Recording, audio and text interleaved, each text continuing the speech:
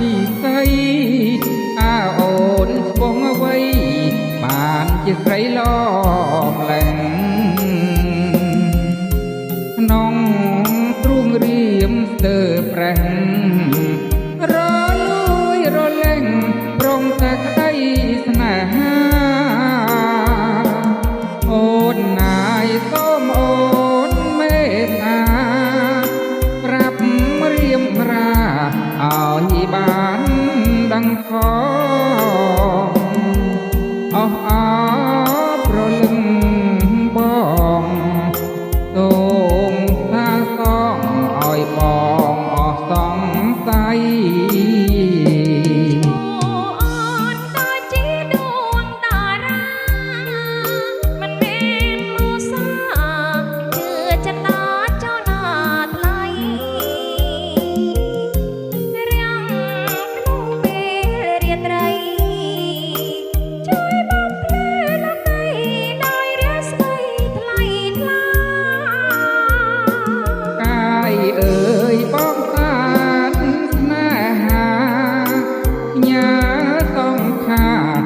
ដួងតា